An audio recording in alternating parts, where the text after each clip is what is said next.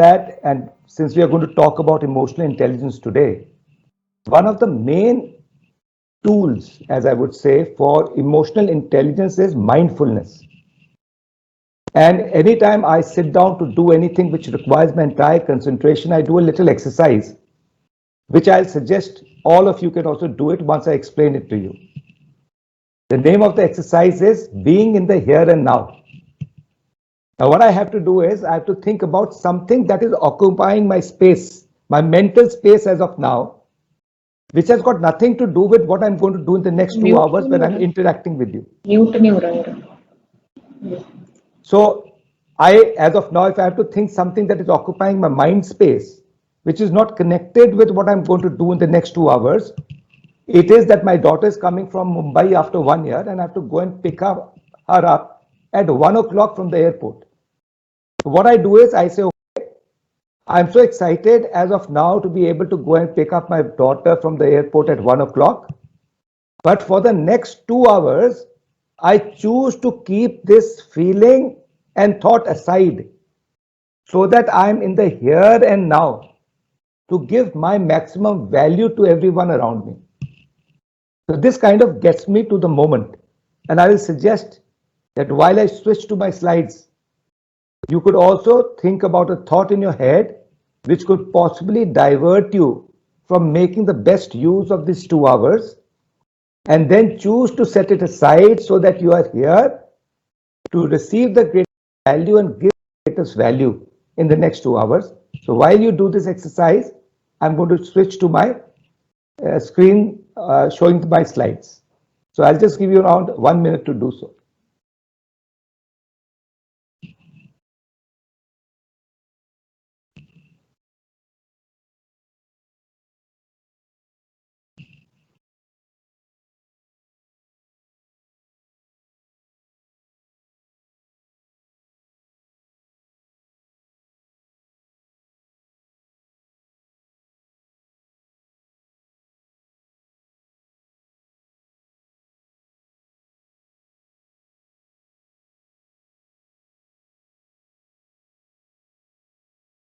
So having done this exercise, I'm sure all of you are feeling more brighter and concentrated towards what we are going to talk about. So while I've been teaching emotional intelligence and really practicing it in my life for the last 30 to 40 years, most of the work that we do is with organizations and leaderships to develop emotional intelligent leadership within organizations. But as you can see, emotional intelligence is truly relevant to not only our professional life, but even to our personal lives.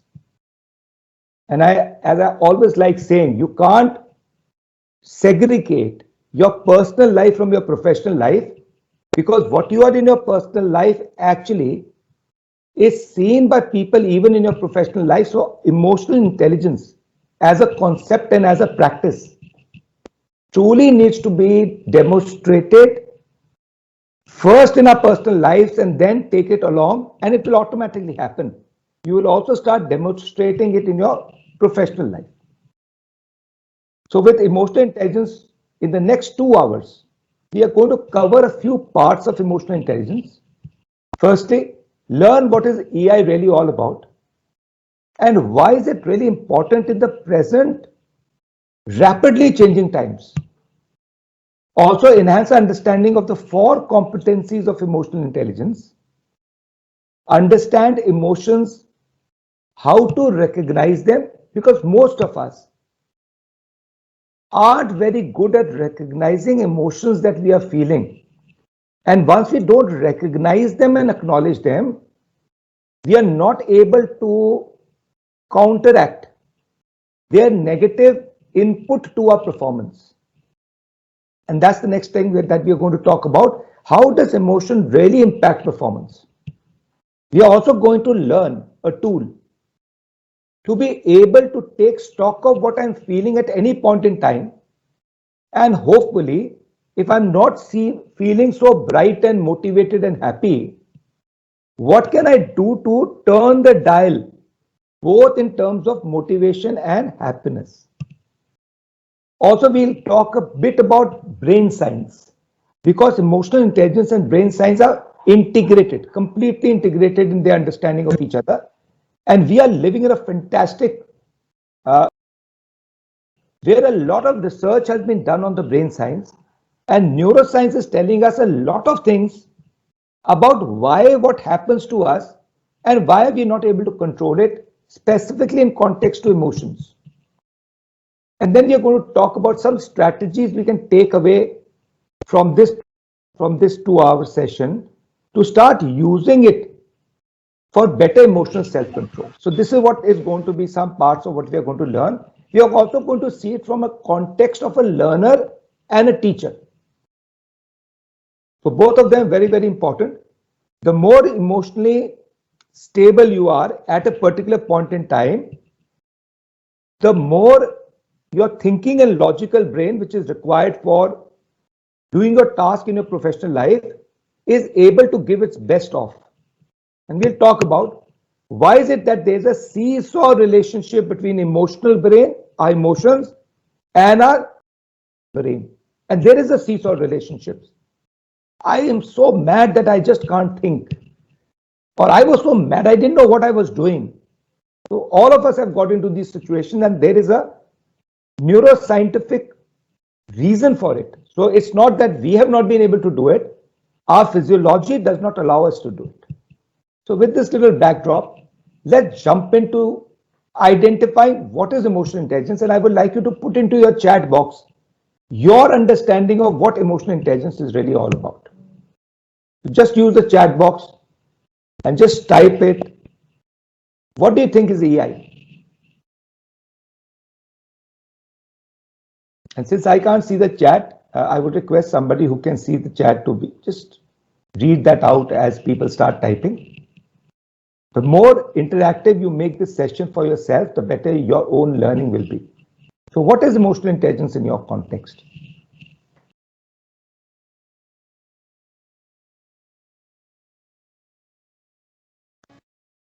Sir, good morning. I think participants cannot use the chat box, sir. It is restricted. Okay. They can't use it. Fair enough. Oh, I'm so used to it. Okay. If you can't use it, don't worry. Just take a paper and pen. And I would suggest to take a paper and pen and write down for yourself. Sorry, sir. We have given the access for chat box. Okay, great. Fantastic. So any one of you, if somebody is not wanting to share in the chat box, I think somebody is not muted, so just mute yourself. I think there's some noise. Just see whether you're muted or not. Somebody's not muted, and I can hear a lot of noise coming from the background. So just mute yourself. Or the participants can drop message in the WhatsApp. We will read out the questions, or you can unmute yourself and speak up. If you want to drop a question, please drop in the WhatsApp group. Or unmute yourself and speak. And if you're feeling shy about it, just write it down somewhere. So what is emotional intelligence from the context of your understanding? And I'm sure it will be right. There's never been any wrong in my class, ever.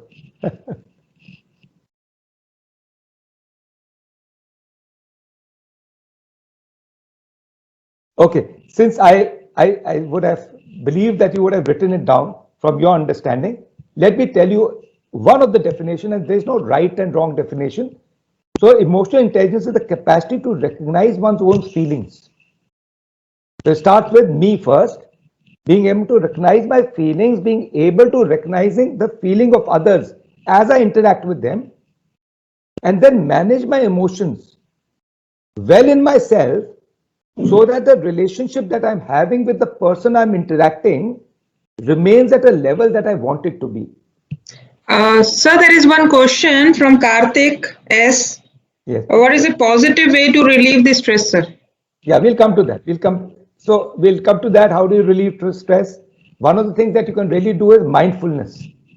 I'm specifically not using the word meditation as a possibly a religious connotation, but mindfulness is something that you can do, and it's as simple as that. If you're feeling stressed out at any point in time, you can, even all of you can try it right now. Just kind of leave everything that you're doing.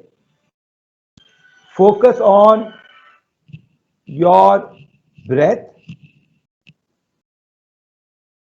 Focus on your breath. And as you focus on your breath, as you breathe in, say breathe out, release, breathe out, release, breathe in. I'm in a class, Vartu. Bye. Okay, that's my daughter from the airport, so I have to take that. So breathe in, release, and now put your palm of your hand on your abdomen.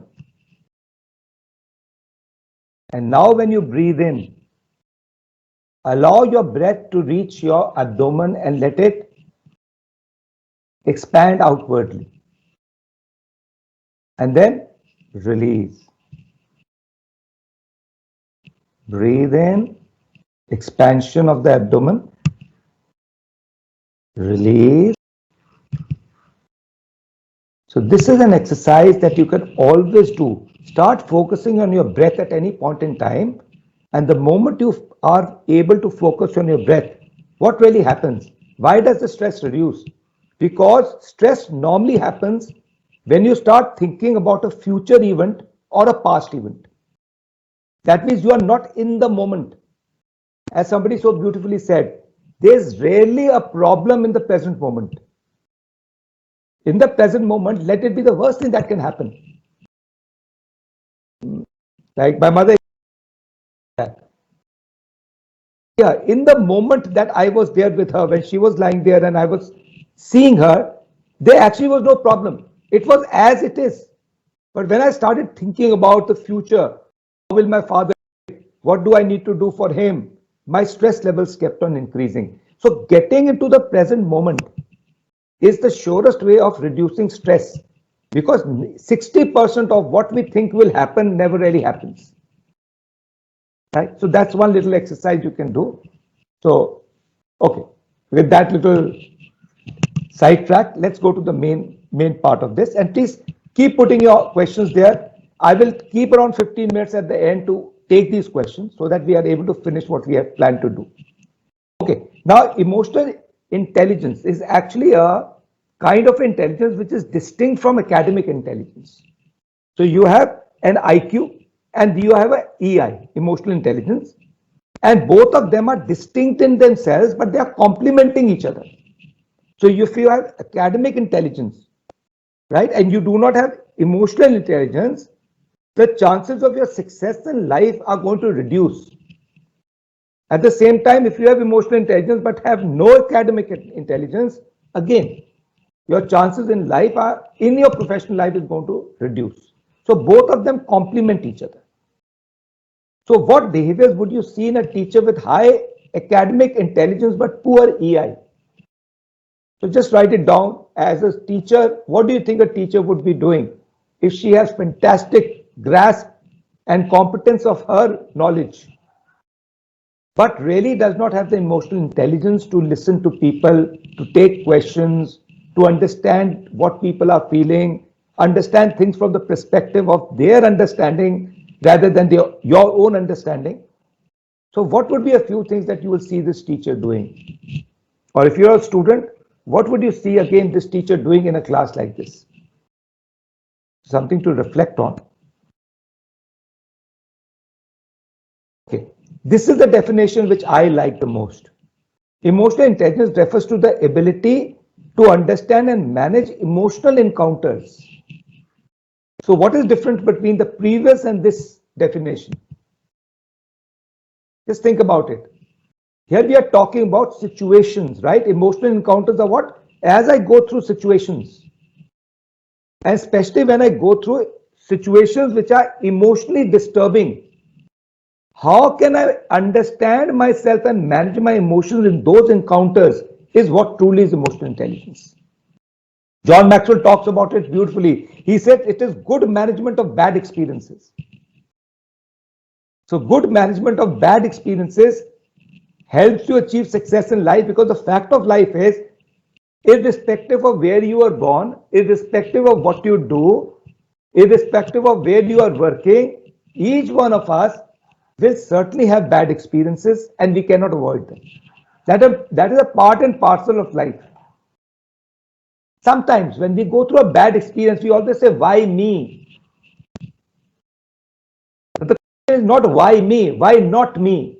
And what can I do about it? How can I make the best out of it? Because every experience that you go through, bad or good, can always teach you something and help you grow as a human being.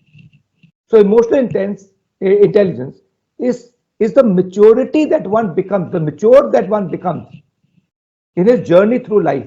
And one good news is, every one of us, irrespective of who we are going to get emotional intelligence by 60. By 60, each one of us will become emotionally mature. But the sad part is, if that is the age that we are looking for, then we would have lost a lot of things before that. And that is why what we are trying to do by increasing our emotional intelligence is be able to become more emotionally intelligent, so that we can give and take the best from life as it offers to us. Now, benefits of EI. Anybody with a greater EI, emotional intelligence, are better to handle everyday life stresses. They are able to interact with people in a more meaningful manner. They are able to socially demonstrate behaviors which increase their trust with people and their reputation. They are able to find themselves with lesser problems, emotional problems, so they feel better. So it's not only about having negative emotions not being there, but they feel more positive about it. So better sense of well-being, and also psychologically, mentally, emotionally, they seem to be functioning better than others. Now, it has been shown, and research has clearly indicated, that 20% of success in life is dependent on IQ. And 80% of what we achieve is dependent on our emotional intelligence. But let me also be very clear about this. Each one of us has to have a certain average level of IQ to be successful. So somebody's mic is making noise. Just switch off the mic, please. Somebody's mic is making noise. It's disturbing. Thank you. So IQ and EI. EI plays a larger part in success in life than emotional intelligence or IQ. But each one of us has to have a certain level of IQ, right? Certain level of IQ, yeah. Now, because of this, a higher EI person has greater chances of career advancement, and I would also say personal advancement. And a person with lower EI will be able to, or will derail his career and his personal life. And it has more chances of being able to do that. So that is the importance of emotional intelligence in the context of everyday life. Also, it is important for teachers. Why is it? Because it influences what we do, and we'll come to that later. What I'm feeling as of now influences my behavior, and my behavior influences the people around me. So it influences what I do, and based on what I do, it also influences people around me. It also demonstrates by my behavior and my facial expressions. It also it gives indication to people whether I am emotionally stable or not. So if I'm angry, my facial expression and body language will not be very good to look at. It also teaches it also decides how well a person does in his student life and his teacher's life. And finally, it helps to, so one thing we have to be very clear about, having greater amount of emotional intelligence does not mean that we will not be able to express what we want, but we will be able to do it assertively and not aggressively. And there's a big difference between that, right? So expressing of emotions need to happen, and they need to be translated to words most of the time to be able to express it to people, but it has to be done in a manner that it is not counterproductive to the situation or the person you are interacting with. So with this importance that we have understood, so what have we understood? That emotional intelligence is required for our personal life, professional life, teaching life, student life, and also from a teaching point of view, having a good subject knowledge, learning and teaching methods, and emotional intelligence are the three cornerstones of a good teacher. Just try to see out of these 12 points that are there on the slide, which are the ones which come under emotional intelligence. Just take a few minutes to just scan through. Yeah, that's emotional intelligence. And that's emotional intelligence. And that's emotional intelligence.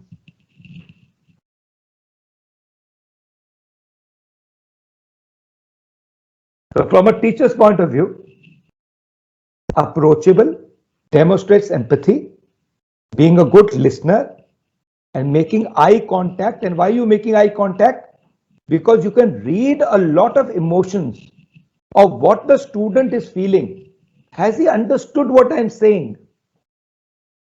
Is there a confusion in his mind? Just by using eye contact, and when you use eye contact, you're also being able to see the whole person, the body language of the person. Are they seeming interested? Are they seeming disinterested? Is there a person who seems to be ask him a question to get him into the class? Can I ask a person's point of view if I find that he doesn't seem to agree to what I'm saying? Could there be another point of perception through which we can take this discussion? So these four elements are the elements that actually make a teacher who he is, and beyond the subject knowledge and learning and training methods that he has, emotional intelligence plays a very vital role in that. In fact, my greatest learning in life, or my greatest achievement in the last 7 years, is the more I've taught, the more I've been able to manage and understand my emotions, and it has helped me in a big way to become emotionally intelligent and mature. So we all, as a teacher, are in a fantastic position to truly grow our emotional intelligence on a day-to-day basis through our interaction with our students, through our interaction with our co-faculty, through our interaction with parents and other people. So we are fantastically lucky because our everyday life enables us to be put into situations where we can work. And that's rare, let me tell you. A large number of professions do not allow this to happen. But we as a teacher, we as a facilitator, we as a coach are really lucky to be able to be afforded this. And every single day, I think if there's one question that you can ask yourself is, how well did I do in the EI parameter? So that's what really we are lucky on that. Okay, now as we said, intellect and emotions both are required for success. Now the unfortunate part is that we are born with a particular amount of IQ based on our genes, genetics. And we can hardly make too much of a difference. So if I was born with an IQ of 120, there is very little I can do about it in my life to increase it beyond a certain number. So it is hardwired. We are born with it. It is what has been given to us. But the good news is that emotional intelligence, we can continuously improve it because our brain has got something known as plasticity. So our brain plasticity, what does it really mean? Our brain has the capability at every single time and age that we are in to rewire itself, to change itself based on what we want to focus on.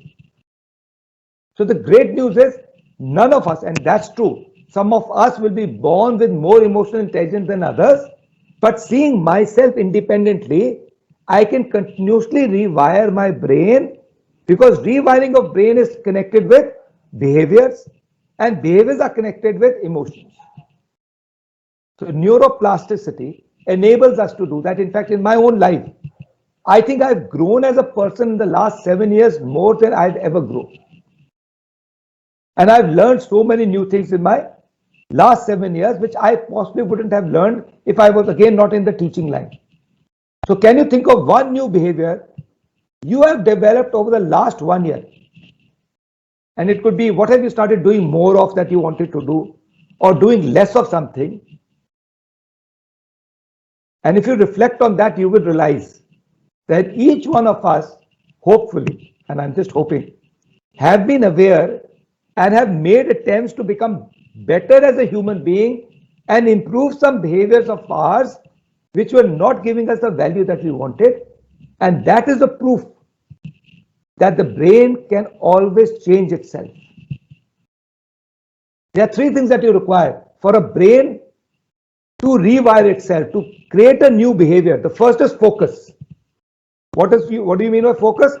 You can't change everything about yourself. I can't change everything about myself, but I need to focus on a few things. So out of the areas that I want to improve, I have to select a few. Okay, I now need to be a better listener. In the class, many a times when a student asks me, I don't really try to understand the perspective through which he's asking me. And that is why I see that whenever I give an answer to a question, I don't seem to satisfy my students too much. Now I have to identify the behavior and identify, is this a behavior that is going to impact my life and people around me the maximum? So firstly, you need to identify and focus on a few behaviors that you want to improve. Having identified that one behavior, focus, now you need to give it the attention in a day-to-day life. So on a day-to-day basis, you have to keep that in your attention to see, hey, opportunity to listen. Now, this is the time where I need to kind of start changing a behavior of not giving an answer, but seeing the perspective of the person. So give it attention, give that behavior. And it's not a default behavior. Your default behavior is to give an answer.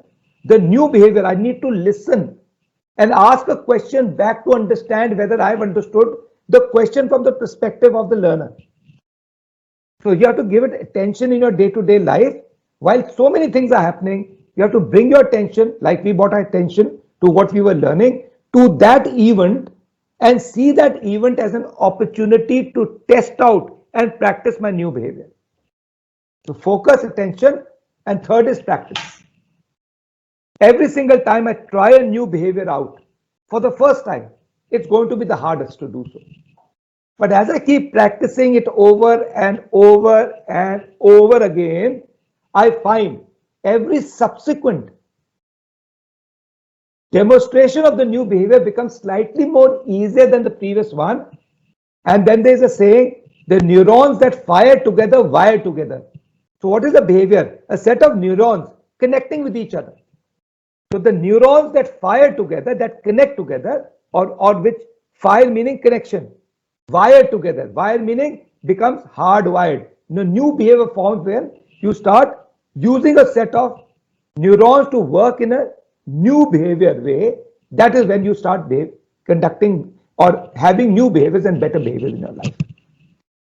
So the good news being that I can always change myself, only I need to have a desire and awareness. Firstly the awareness, I would say firstly the desire, then the awareness, then the practice of it to make my life and people's life around me better.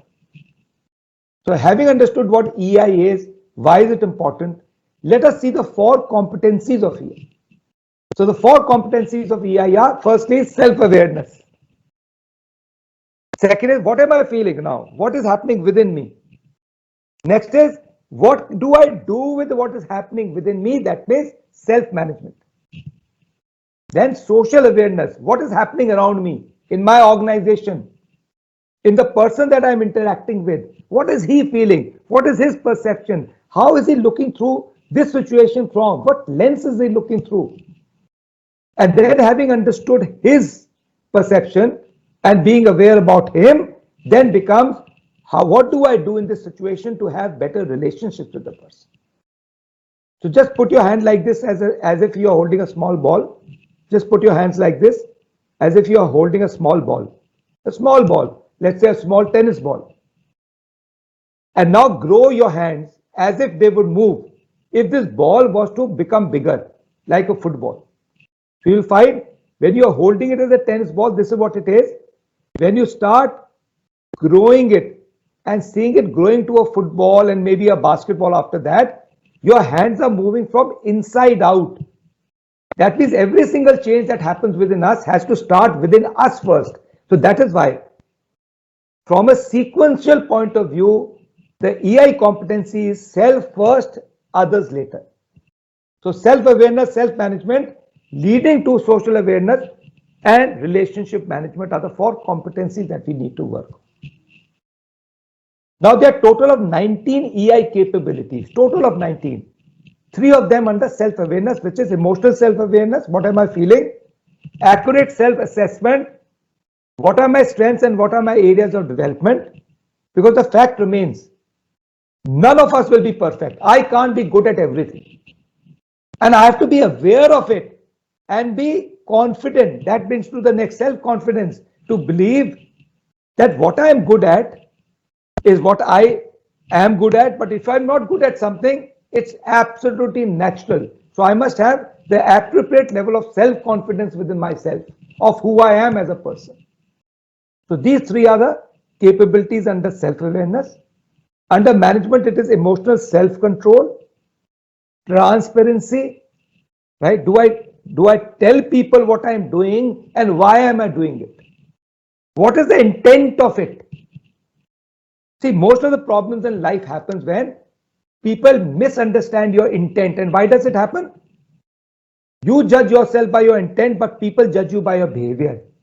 And because I know my intent and I do not make the effort of telling people why I'm saying what I'm saying, there seems to be a lack of transparency and people assume that your intent is not very honorable.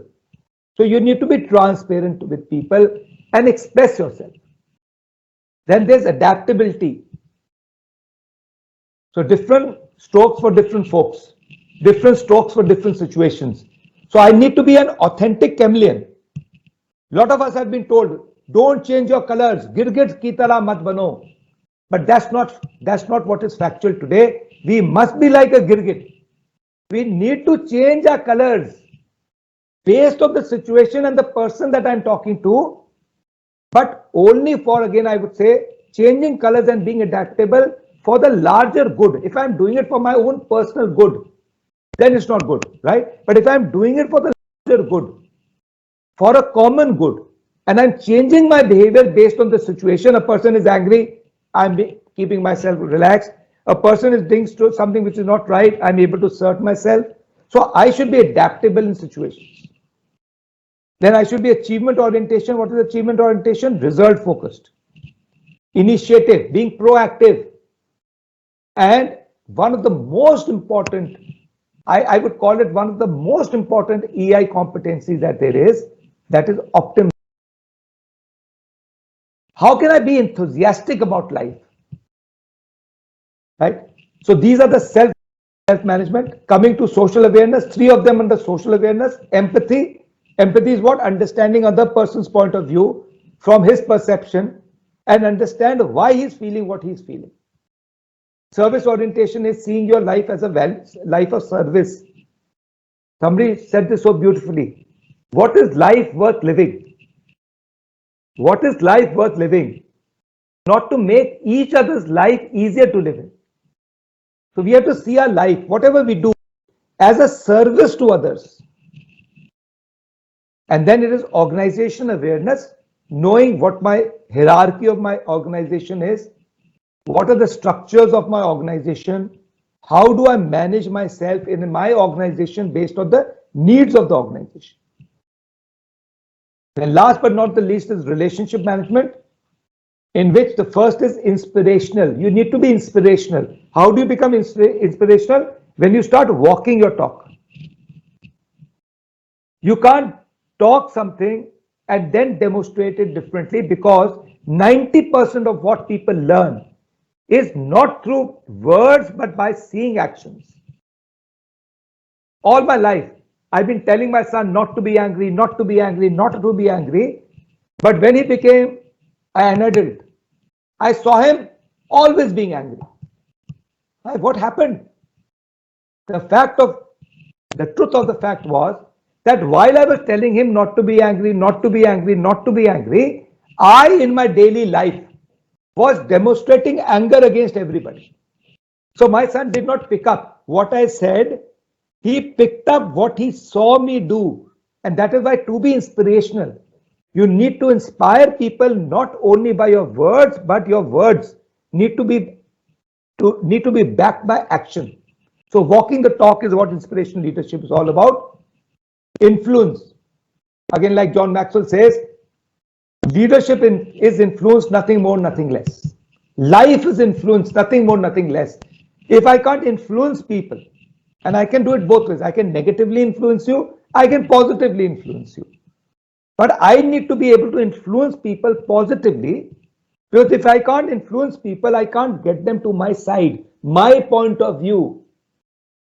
And really speaking in life, both you and me, independently, as a single person can hardly achieve much. We need people getting involved with us, people getting involved and kind of working with us. So that's about influence, developing others. Now we found from a leadership point of view, leaders are not spending that much time in developing people. And if you want the sustainability of an organization, sustainability of your growth, you need to be developing yourself and developing people around you. Then there's change catalyst. So I'm not managing change, but I'm catalyzing change. Now that's important. If I'm only managing change, I'm not being proactive. What is change catalyst? Catalyzing change, making that change happen before it forces me to change myself. So that's change catalyst. Again, a vital skill of emotional intelligence. Conflict management. Again, life can never be life without conflicts. Naturally, two people, when they interact, there will be conflicts. And conflicts is what? Conflicts of perception, conflicts of understanding. So we can't wish away conflicts to say, I want to be in a situation in life where I want to have a conflict-free life. That's possibly living in a haze of expectation which will never happen. So you need to be able to manage conflicts. You need to build bonds with people, and you need to have teamwork and collaboration. So these 19 competencies are the competencies of emotional intelligence. Most of the people, when I show them these 19 competencies, they said, my God, we thought emotional intelligence was only about emotions, nothing else.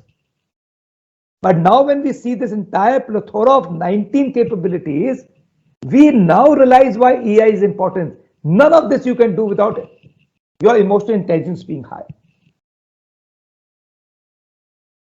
The number one, and I'm telling you about research done in India by me, 20,000 leaders, done internationally by Leadership Global, which I am a faculty of, which works only on emotional intelligence across the world.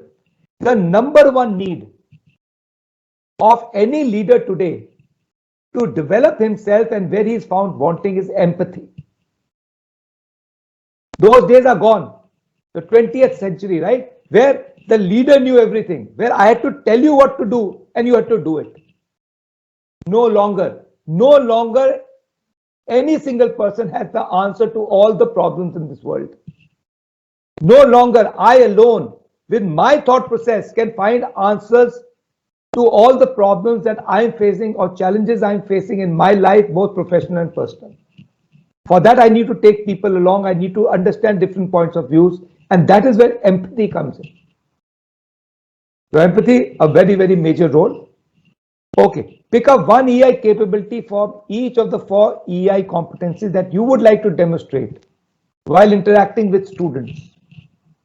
Just pick up one, write it down for yourself, because you should gain something out of this session that is personal to you. So what is one competency under each one of them that you want to focus on? I would say even forget about interacting with students, interacting with every person. Pick up one each.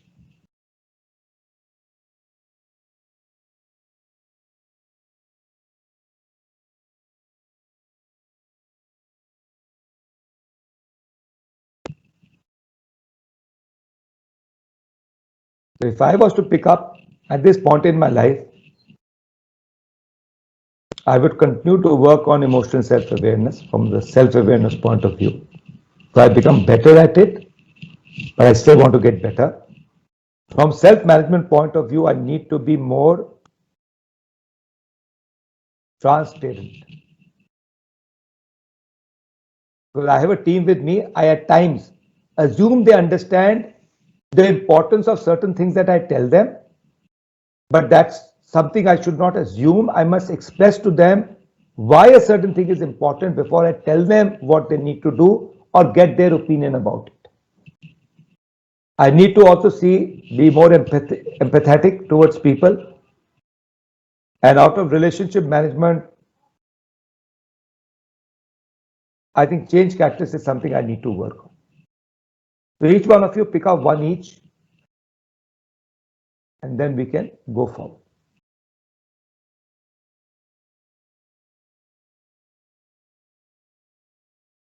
Okay, let's understand emotions and how to recognize them. So under self-awareness, we understood there is accurate self-assessment, knowing one's strengths and limitations. There's self-confidence, a sound sense of one's self-worth and capabilities. And there's emotional self-awareness, which is what? Reading one's emotions and recognizing their impact. So the first element of it is knowing which emotions I'm feeling and why. So all of you can just think for a minute or a second or a couple of seconds. How often do you consider how you are feeling? How often do you tune into yourself? What am I feeling now?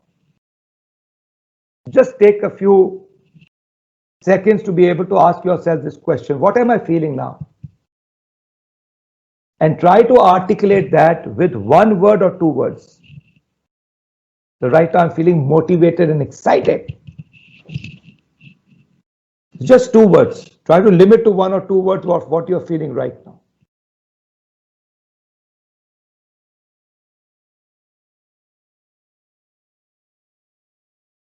Why do you do that? Why do you need to know what your emotions are? Because emotions are nothing but energy in motion. It is also defined as a strong feeling deriving from one's circumstances, moods, or relationships with others. So I could be sitting alone without interacting with anybody, but there's still an interaction going on, and the interaction is within my brain, which makes what am I thinking of? Which can then turn my mood to be good or bad. If I'm only thinking and criticizing and seeing all bad in people, my sister did this to me, my father did this to me, my wife did this to me, my husband did this to me, my colleague did this to me. I'm only thinking about these thoughts, my mood is going to get negative. So if emotions are responsive to significant internal and external events. What do you mean by internal events? Anything that's happened in the past. What do I feel about it right now? Any event that is happening in my brain, the future thought that I have, what's going to be? How is it going to be? Will people like what I'm saying? Will students respect me? So any future or past event invokes in us an emotion. So emotions can be positive and negative. And how do we get to know them? They lead to certain bodily changes. So if you really see that, our emotions speak to us through sensations in our body. What happens when you are angry? What are the sensations you feel in your body? And it would be different for different people. But for most people, shortness of breath, feeling something on your heart, maybe throbbing in your head. So every emotion that we have talks to us, speaks to us through sensations in our body, and that is why more and more you are aware of what's happening in your body, the more you can identify the emotion that is invoking it. Emotions are also due to release of hormones, cortisol, negative hormone, or positive hormones. So based on the hormones that are released, based on what I'm thinking, based on the situation I'm going through, it makes me get into an emotional state. It is also the facial expressions that I'm showing to people. So both of them, both emotions, positive or negative, invoke a certain amount of changes in ourselves, And this happens in a very, very short period of time. Now, I love this analogy, and this analogy is the lion and the lion tamer. If we understand how a lion tamer, who's many times smaller, weaker than a lion, how can he kind of make this lion do tricks in a circus? So just think about it. What do you see the lion tamer do or focus on when he's asking the lion to do some tricks in a circus? What is his real focus on? What is he really focusing on other than giving instructions? Do this, jump through the ring. What is he really trying to, where is the focus of the person? Is he looking at the crowd, looking everywhere and say, hey, I'm doing this? Or is he really concentrating on something that is exceptionally important at this stage? I'm sure you'll come up with the answer that he is completely focused on the lion, the face of the lion, the body of the lion, the eyes of the lion. Why? Because he is trying to judge in the moment what are the emotions that the lion is feeling. If a lion is getting angry, there'll be curling of the lips. And immediately the lion tamer will know before that emotion goes out of control. Because if it does, then nobody can save him. He will either crack the whip or he'll give a piece of meat. So he is closely watching the body language, the facial expression, the sensations that the lion is feeling in his body to identify the emotion that this lion is feeling. So we have got exactly the same thing in our case. Emotional self-awareness is the degree to which we are in touch with our body. So all of you just take 30 seconds, close your eyes, just relax, take a deep breath, let it go. Take a deep breath and let it go. And as you do that, scan your body from head to toe slowly, trying to find any signs of tension in any part of your body.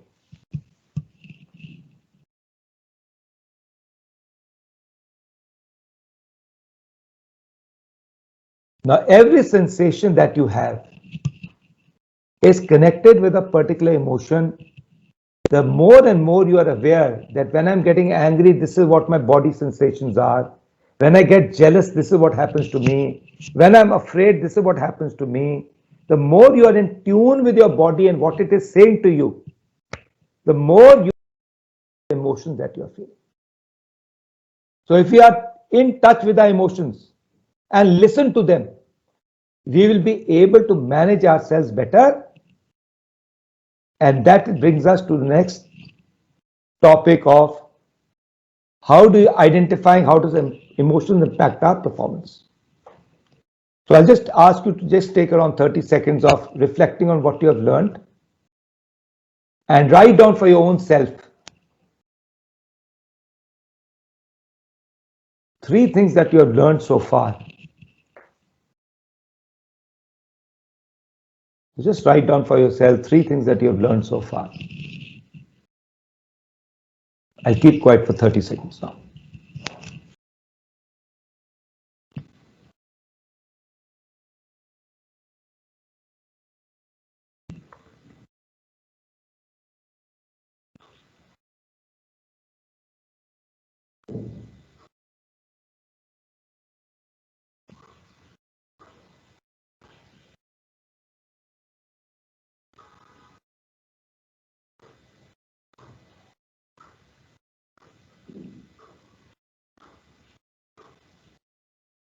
Great. How many of you agree with this sentence that I'm going to use now? And if you do, you can put up your hand, though I can't see you. That we learn through our experiences. Just put up your hands. We learn through our experiences. And from my own experience of asking these questions to thousands of people across the world and in India, I'm sure all of you have your hands up right now. We learn through our experiences, right? Absolutely wrong. We don't learn through our experiences unless we reflect on our experiences. So I can go through an experience after experience of getting slapped. But if I don't reflect back on it to identify why this is happening and what do I need to prevent this happening again, I can keep going through that experiences without learning anything from it.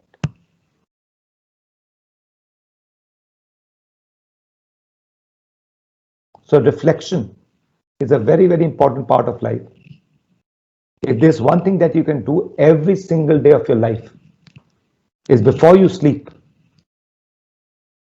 reflect on 3 things. And just don't reflect, write it down in a journal. The first, write down. What are 3 things that I've achieved today?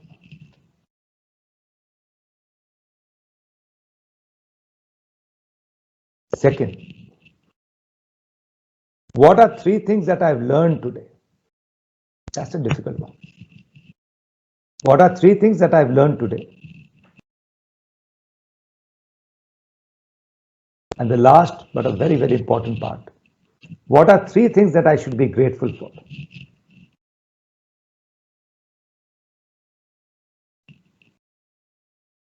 This exercise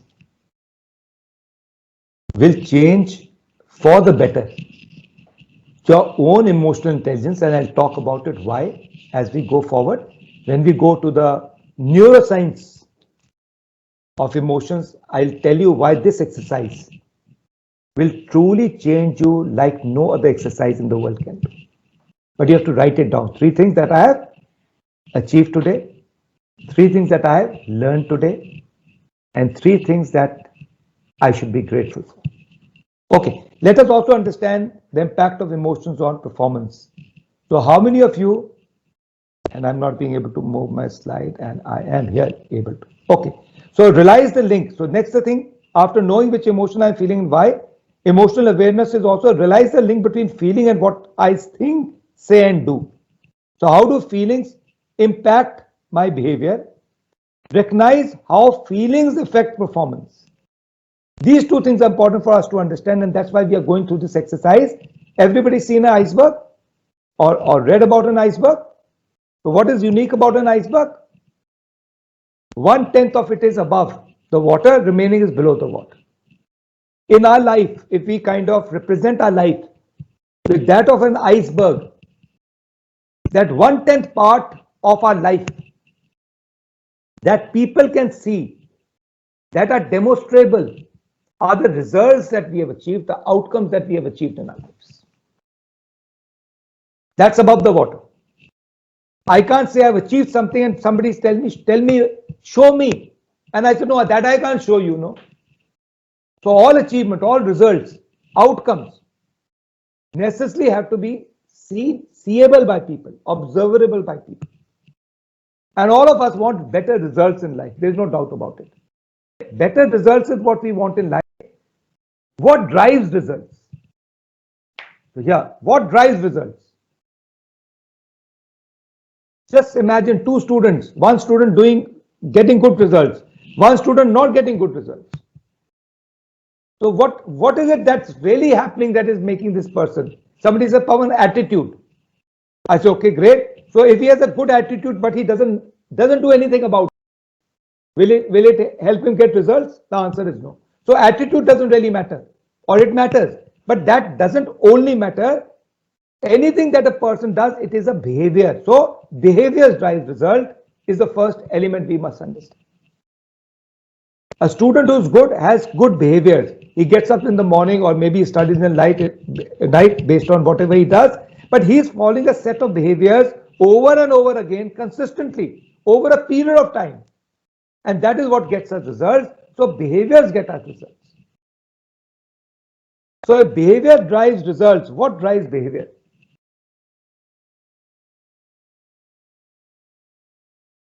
What drives behavior? I reached home one day and my wife said, you are late. And I said, no, actually, I just kind of got delayed because there was a lot of work in the office. And good for you. Thank you so much for asking me. That somehow shows to me that you were missing. After a week, again I was late, and she said, Pawan, you are late today again. And this time I say, 1 second. Don't you open your mouth ever again. I'm working for you. I'm getting the that free mouth. Don't ever ask me this question again. So the situation is the same, but my behavior is different in both. So what drives behavior? Why did this behavior change to this behavior? What she didn't know was the day I was very sweet and nice was the day when a very major project of ours was successfully completed. And my CEO had told me that day, Pawan, really, you are an asset to the organization. And you can't imagine, I was driving that day from Gurgaon to Noida. And when I drove, oh my God, there was no traffic on the road. And I played the best music. My most favorite music was coming in that radio station. So when I reached home, because my emotions were positive, my behavior was positive. A week later, the same CEO who told me, Pawan, you are the asset to the organization, called me and told me, Pawan, I'm sorry to say this, but your job can be taken away from you. You are absolutely useless in what you're doing. I don't know what happened. Because one of the clients escalated something. This is what he has to tell me. And that day when I drove from Gurgaon to Noida, it was raining badly. And that journey, which normally takes me an hour and a half, took me 4 hours that day. And to top it all, no, my radio only conked off. So I couldn't hear any music only. So when I reached my home, my emotions were negative, and that is why my behavior was negative. So emotions drive behaviors and behavior drives results. So what drives emotions? The thoughts in our head, what we think. So if one understands these thoughts, the thought that I'm I'm thinking of is going to drive my emotion, and that is going to drive my behavior and my results. I will become more aware of what I'm thinking. And I will then take it on myself to change it, because I know that this negative thought that is coming to me is going to make me do something stupid. And this realization and this capability of changing a thought which is negative and seeing world in a more positive, or a situation in a more positive light, really makes a person successful or not so successful. There's another reason why we should be thinking what we are thinking. Positive thoughts are important. Because when we meet somebody, there is an invisible transference of our emotions to the other person without us even saying a word. What it means is, if I'm angry, if I'm irritated, if I'm frustrated, and I enter my house, you will find that without me even saying a word, the climate and the atmosphere of my house after a while will become vitiated. Because there is something known as a monkey see, monkey do neuron between two human beings.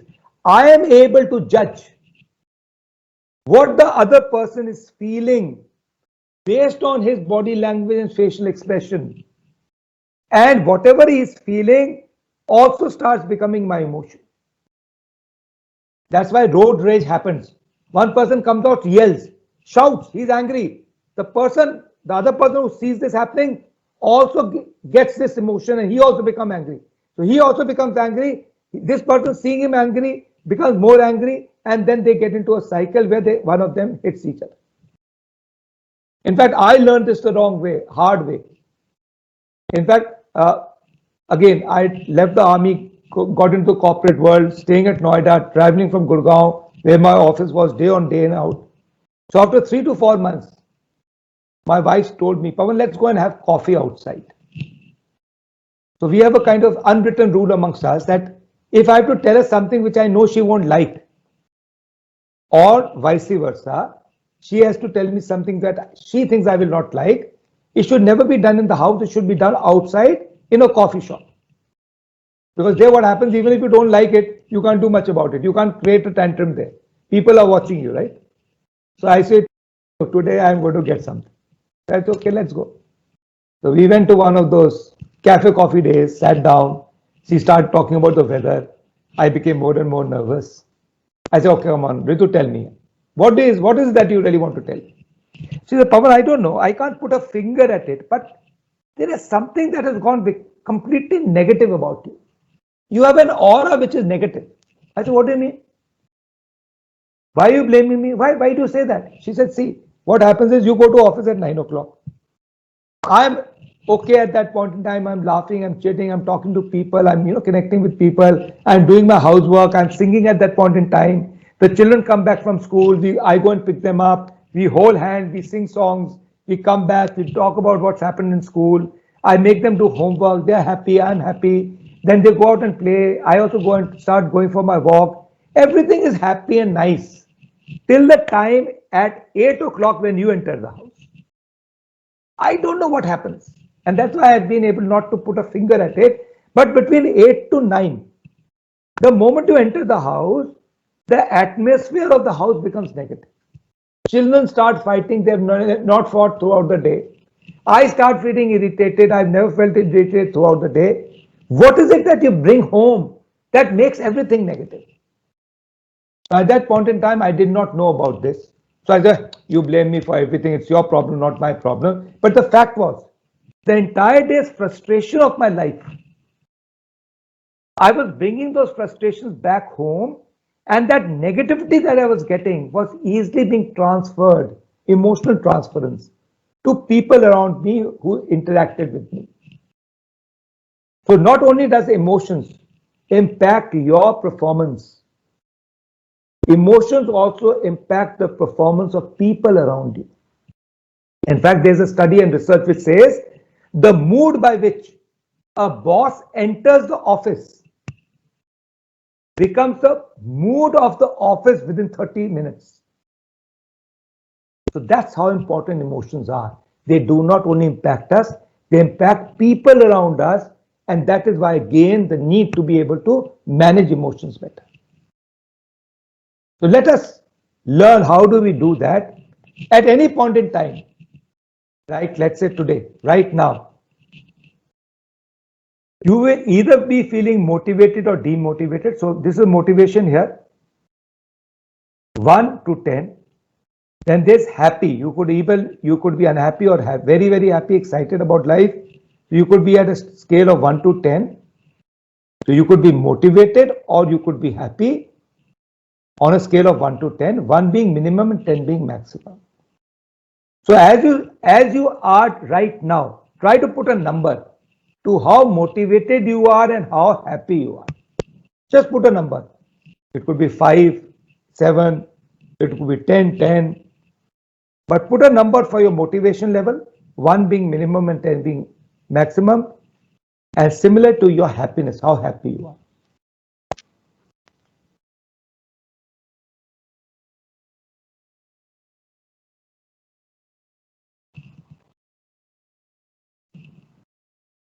Now, this makes it easy for you to connect with what you are feeling. So, after having written out the number, and let us imagine that we want to improve it, then we ask ourselves these 6 questions. Now, this comes to reflection. Give a number to what you're feeling right now. The number needs to have a motivation level, how motivated you are, or a happiness level. Give it a number right now as you exist. Having given it a number, convert that number to a feeling, a word or couple of words of what is the feeling you are having because of your level of motivation and happiness. You have given some things here. If you are highly motivated but not happy, this motivation is because of threat, fear, anticipation of negative. So this is negative emotions, negative motivation. A lot of us get motivated not by the positivity of things, but by the negativity. What will my boss tell me? I will lose my job. Right? So while you are motivated, you are not very happy because these are the emotions you are feeling: threat, fearful, uncertain. You could also be neither motivated nor happy, so you are worried and not engaged. So based on this, and various other levels of feelings. Identify the feeling that you are having, which is connected to the number that you have given yourself. So what words would you give to this feeling? Now ask yourself, what has made me this way? What has resulted in this? It could be something that has happened in the recent past. It could be something that you are thinking of, maybe the future. So what is making you feel this way? What are the thoughts? What are the situations that is making you feel this way? Firstly, what are you feeling? A number. What are you feeling in words? What is making you feel that way are the first three questions you need to reflect. Getting to know where I am, right? Before you go to where I want to go. This is important. It's better to first get to know where I am, then decide where I want to go, and then do something about it. So these three questions are identifying where I am right now. Now, what could you do to change your emotions? What difference would it make in your behavior? What would the impact be on you and others?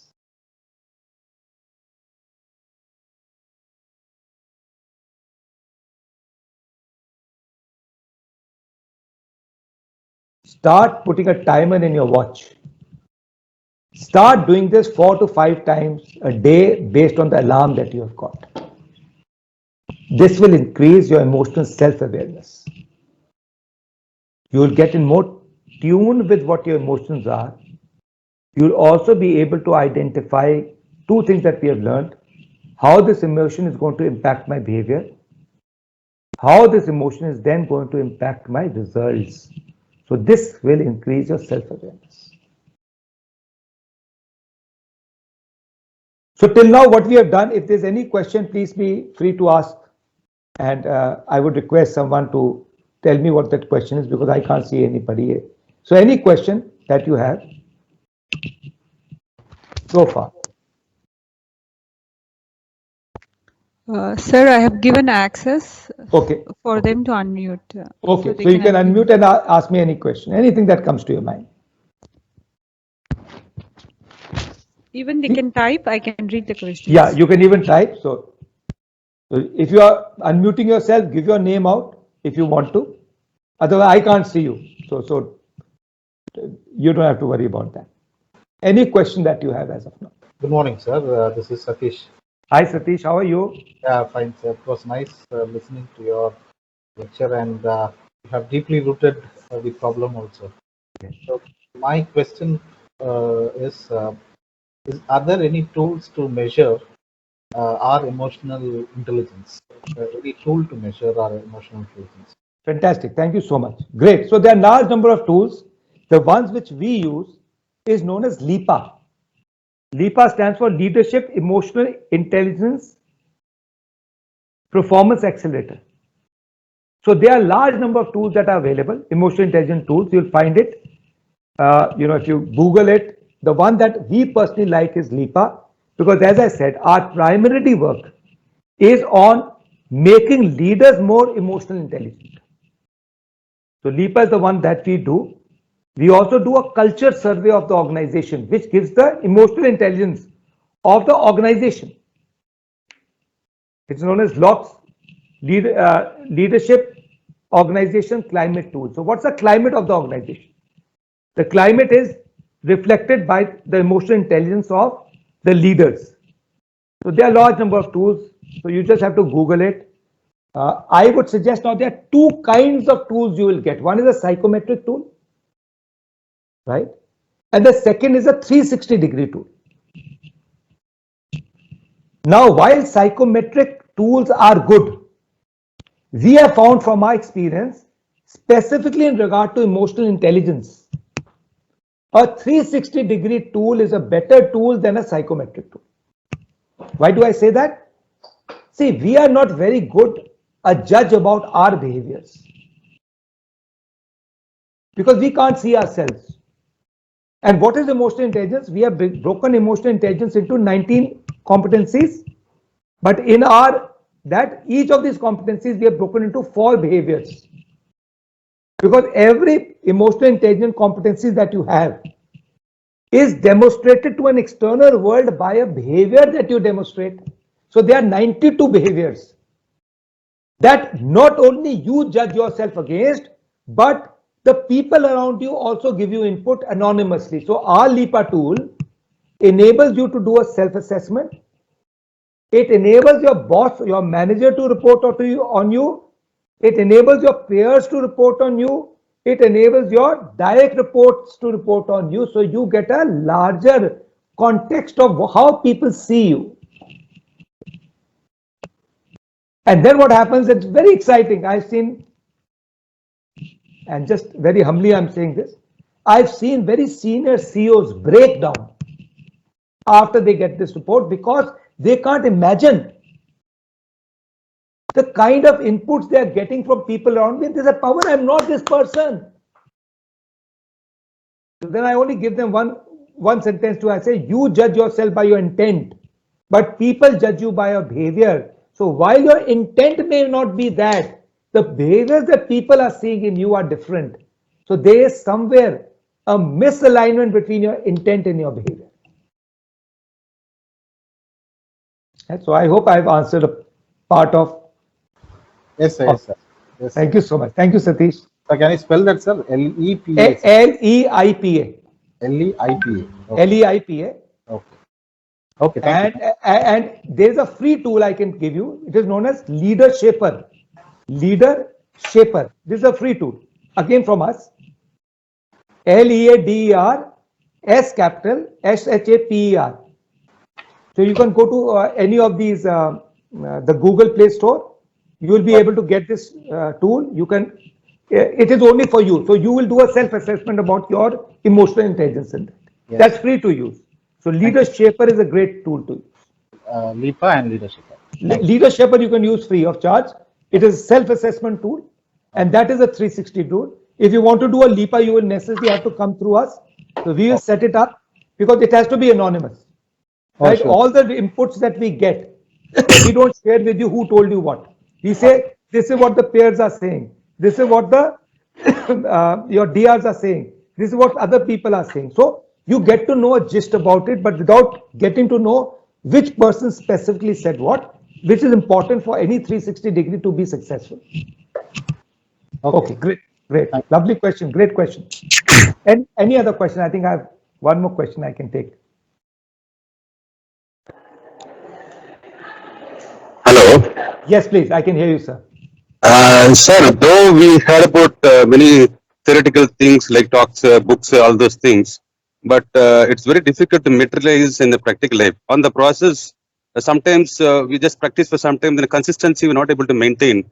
And when you look at the end, the hardware system will take over. So that is how every time we try it, we couldn't able to establish to some standards so that it will be consistent all through my life. So our hardware system has great potential to override whatever the theoretical ideas, all those things we hear. What do you think about it? So true. I completely agree with you. So is change easy? No. Change is simple but not easy. And that is why there is one fact we must agree to. And all of us can do that right now as I'm saying it. Identify one thing that you have been wanting to change in your life. One thing, but you have not been successful. Let me also choose one. To be able to accept people's point of view is something that I want to get better at. So all of you can write this down and say it with me, and you can put your whatever you need to put. So I am Pawan Bakshi. Put your name. I am dash. I've been trying to increase my capacity to understand things from other people's point of view for the last 7 years. You can write, I have been trying to dash for the last dash years, but I have only been partially successful. So I am dash. I've been trying to change dash for the dash number of years, and I have only been partially successful. Now comes the most important part. I need help, and that's okay, because I cannot do it independently. I need help, and that's okay, because I cannot do it independently. For change to take place, you need support. In fact, I'll tell you about a research, and I'll tell you then exactly how it can be implemented. So you can write this down. If you have an idea, the chances you'll do anything about it is 10%. So if I have an idea, the chances I'll do anything about it is 10%.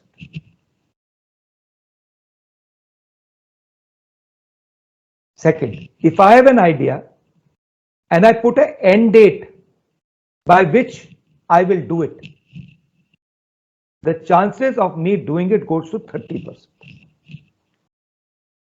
So I have an idea and I put a date by which I will implement the idea.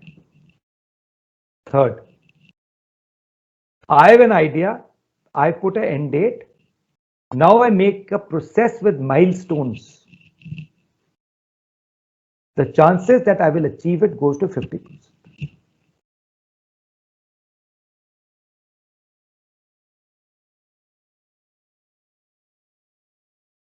So I have an idea, I put an end date, I made my plan. Now I tell people around me that I'm going to make those changes. Okay, I'm going to change, watch me, watch me, watch me, watch me, watch me. So people around you who are going to see you, you are now opening yourself and telling them, this is the change I'm committed to, watch me do it, watch me do it, watch me do it, watch me do it. The moment you do this, the chances that you will change will go to 65%.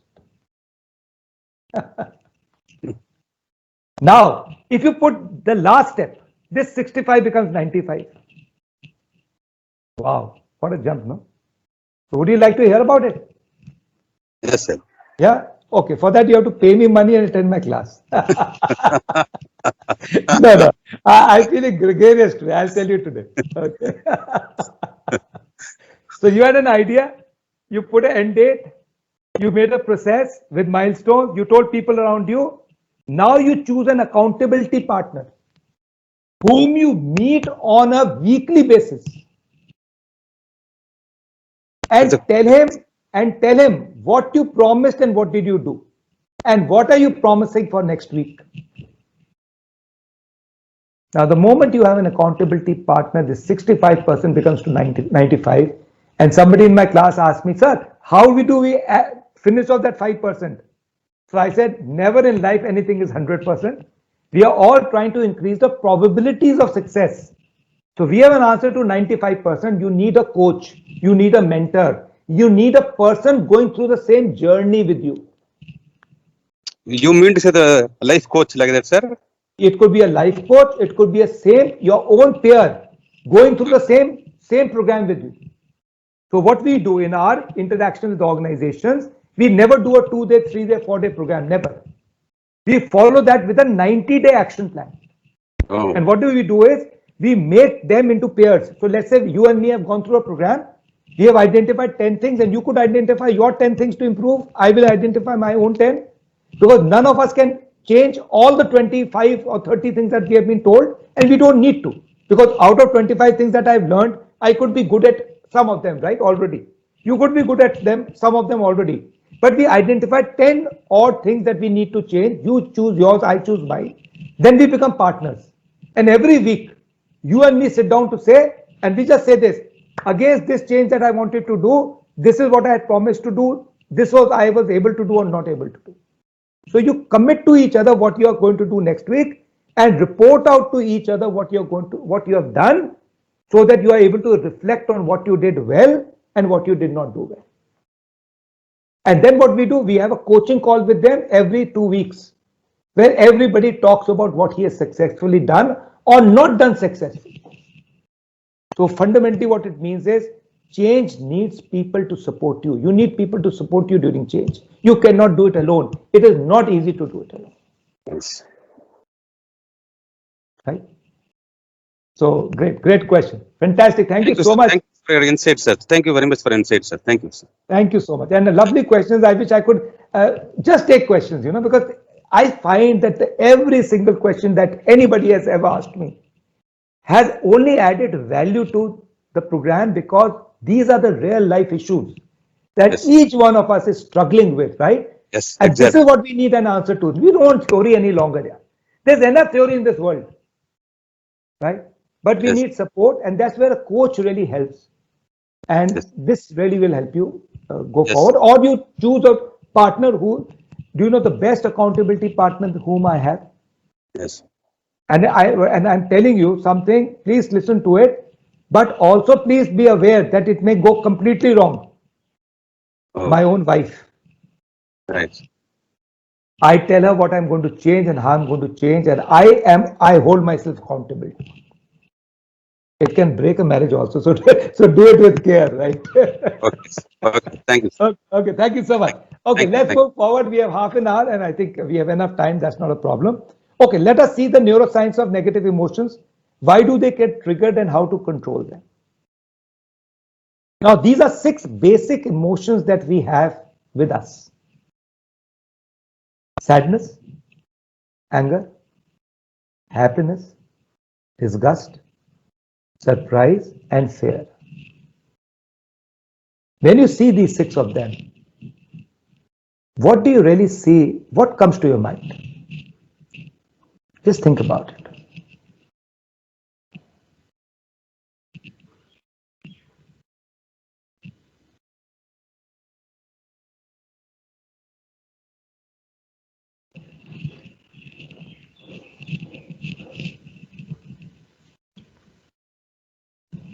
Out of the 6 basic emotions that we have, 4 of them are negative emotions: sadness, anger, disgust, and fear. One is a neutral emotion, that is surprise. Why neutral? I can be horribly surprised, I can be happily surprised. So surprise can be neutral, it can be surprised with fear or surprised with happiness. And only one of this emotion is positive emotion, that is happiness.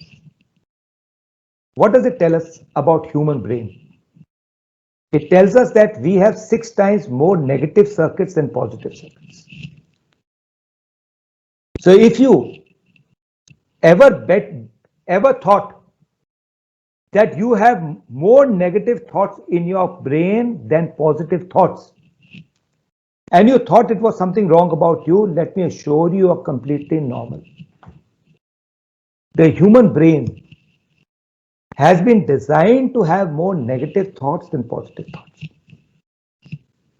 My God, I thought you made us, no? Why did you make us like this? Why didn't you give us more positive thoughts? Didn't you love us, God? The reason why God created our brain as such is because He cared for us, because He loved us. During the Stone Age, the human being was neither the fastest nor the strongest, nor did it have teeth or claws to save themselves. So what did God give us? God gave us something He did not give any animal. That is, the moment I was walking through the forest and I heard a rustle in the bushes, my first thought was that it was a saber-toothed tiger, and without even trying to find out anything, I ran. And I got up a tree, and when I was safe, only then I looked back. Now, 8 times out of 10, it was a mouse and not a saber-toothed tiger. But the fact that I ran every time, because the first thought that came in my head was negative, it is because of that the human race survived. So from an evolution point of view, if this is your vertebra, the first brain that was developed was the animal brain, which had only 3 kinds of experiences: fight, flight, or freeze. So every time we got into a negative response, we would either fight, we would flight, or we would freeze. So we were given this so that the human race could kind of survive. Now, unfortunately for us, in the life that we are leading today, we are not going through so many negative and dangerous situations, but our brain is still primitive. We feel threatened, so we can be in a threat state or a reward state, but we feel threatened every time something uncertain happens. If something happens which is out of the ordinary, the first thing that goes in our brain is negative, right? Yes or no? A mail that comes to us with two words which seem not to be too good, it invokes anger in us. It invokes uncertainty in us. My spouse tells me something which is for my improvement. What do I feel like doing? I feel threatened. So human brain as such is based in a manner that we will naturally feel more threatened, more negative in the first instance of anything that happens. Now, as human beings evolved, there were layers of brains that got formed, and the layer of brain that came later was the thinking brain. So we have got three kinds of brains. We have this amygdala. Amygdala is your emotional brain. This is the one I also call it the animal brain. So always thinking negative. This is the one which kind of first gives you a negative interpretation of a situation. So this is the amygdala. Then you have right here, forehead of yours, you have known as the prefrontal cortex. This is your thinking brain. And in the back of your head is the basal ganglia, which is your long-term memory, your experiences. So the front part is your operational part of the brain. This is the working memory. It's like a RAM. This is where your thinking goes on. What is it? Planning, preparation, decision making. All this is happening here. Then you have the amygdala. Amygdala is the limbic brain, animal brain, which only has three ways of handling things, which feels threatened immediately. It can go into a flight, or freeze mode. Then you have your long-term automated memory, where your habits reside. Now, unfortunately, there is a seesaw relationship between the amygdala, the emotional brain, and the thinking brain. Only one of them can be in control. Either the emotional brain can be in control or the thinking brain. So, whenever your emotions are high, your thinking brain shuts down. Your logical brain stops thinking of reason. How many of us have ever said that later? Oh my God, I don't know why. What did I do? Yaar? What happened to me? I just lost it. And I didn't even think about what I was saying. So anytime when you feel threatened, when you feel emotional, when you feel negative, your normal thinking faculty diminishes its capacity. That's why it is said that if you get a mail and you want to write a mail back again using all the words to tell the person that how dare you say this to me, please write the mail and put it into a draft. Wait for half an hour, 40 minutes till the time you're cool. Then go back to your draft. Your logical brain would have taken control back again, and then you can logically see what you need to put. Now, the same metaphor that we talked about, the lion and the lion tamer, in this also, the lion is what? Our emotional brain. If our emotional brain eats our thinking brain, that is the lion tamer, you and me will find that we are not being able to react to a situation in a logical way. And this again has been proved by research. Your cognitive processing, attention, learning, perception, and decision making, when you are calm, this is the red line, all this cognitive processing is better. When you are negative, when you are angry, when you feel threatened, when you feel not confident, all these cognitive processing does not work well. Right? So it is important for us in our teaching methodologies to make people feel good about themselves, because learning and attention can only take place when people are feeling a positive climate in the class. So with that in mind, let us see a little video. I hope I've shared the volume, because let's play this video to see something. Can you see it? Yes, sir. Now it's okay. Thank you so much. Thank you. Very kind of you. So situation selection is one. I identify certain people in my life whom I interact with. Every time I interact with them, I come out with that interaction feeling more negative. And all of us have people like this, right? Some people in life whom we interact with, we feel positive, right? I'm feeling down and out, but I go to that person, I always come back happier. There are some people I'm feeling very good about my life, go to him. This guy is always criticizing, complaining. I come out because there's an emotional transference. So the first is avoid situations which give you negativity. Avoid people who give you negativity. Now, in the corporate life, it would happen, right? I was handling projects, let's say, and I had to deal with, let's say, finance. Now, I was okay dealing with many people in finance, but there was one person whom somehow I just couldn't handle.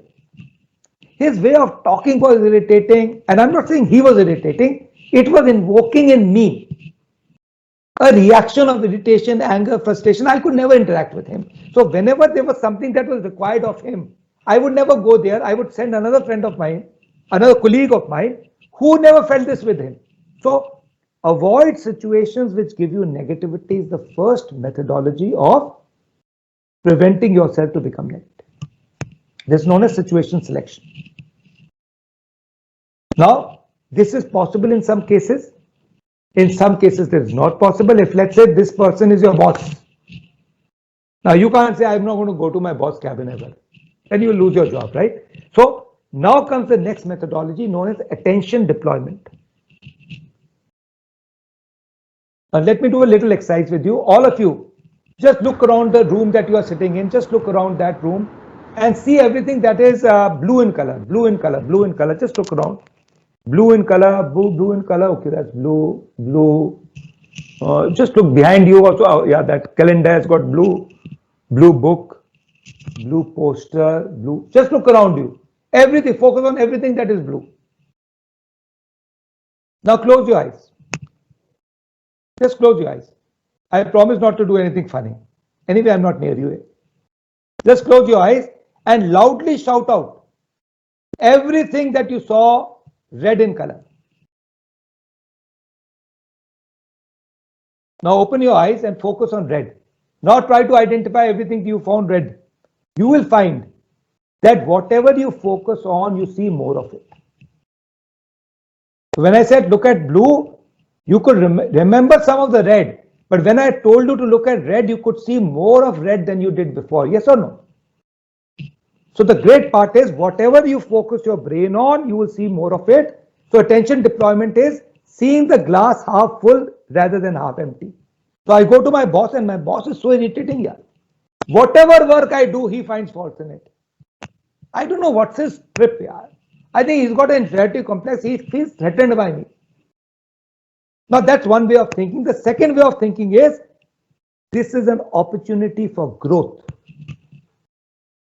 From now on, anything that my boss tells me to improve or he finds mistakes in my work, I'm going to come and note it down and I'll create a little checklist of all the things that he identifies as I've not done, so that next time when I go to him, I go with a more learned mindset and I would have done that as a precursor and that helped me grow. So focusing your attention on the positive of a situation enables you to see the more positive of it. Also, let me give you another tool. Anytime you go through a problem, you can write this down.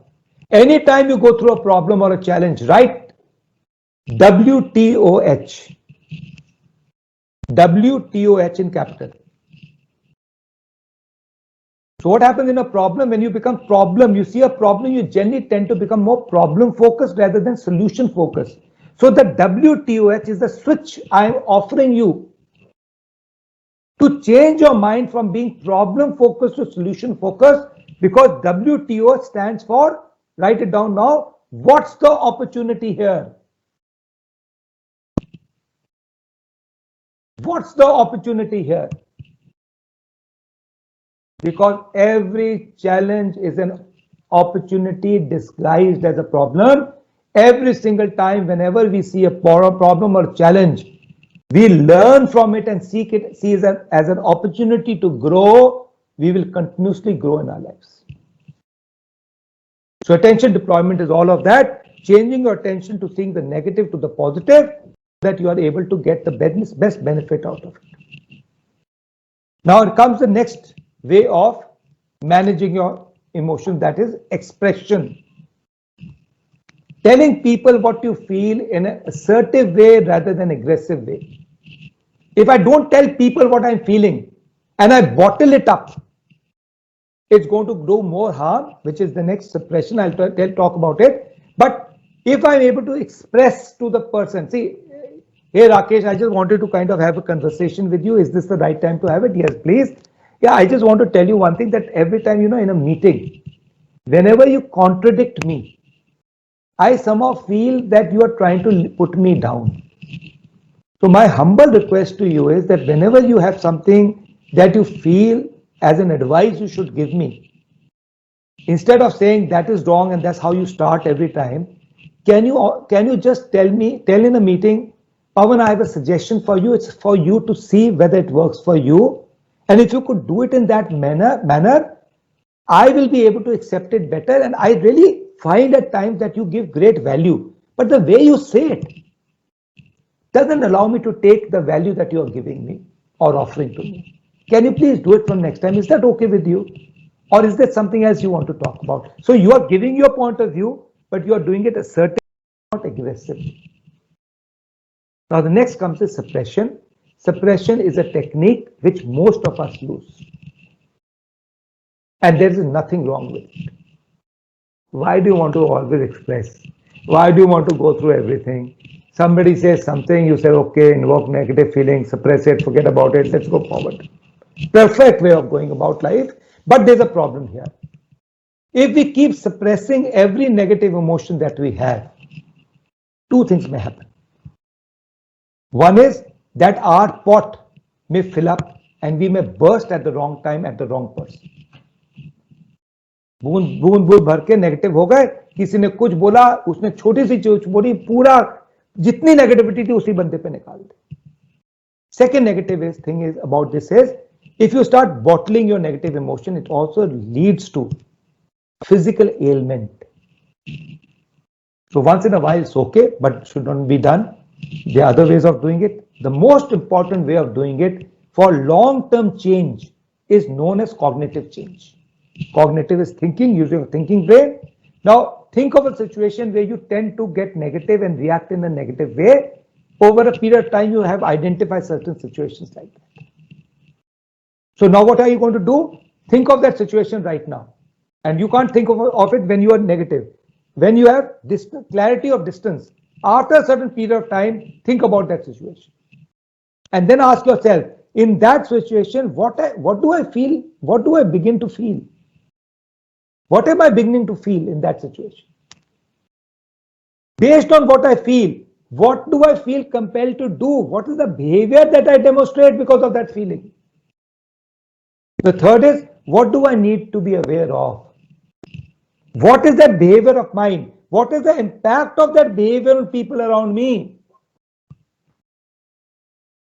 What is it? The fourth is, what is it that I want to achieve?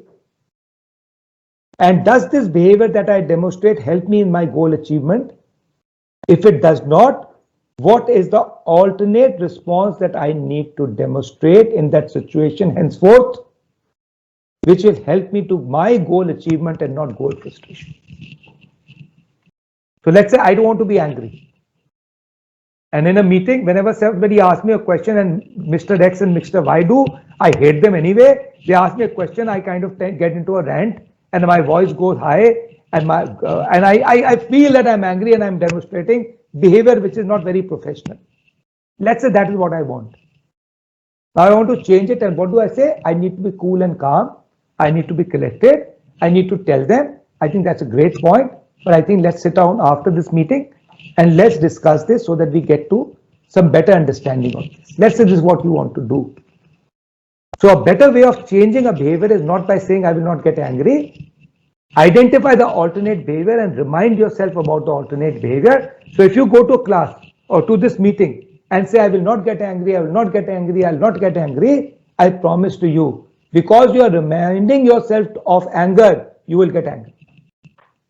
On the other hand, if you have identified this new response as cool and smiling, cool and smiling, cool and smiling, and you remind that to yourself, cool and smiling, cool and smiling, cool and smiling, you're more likely to demonstrate this new behavior.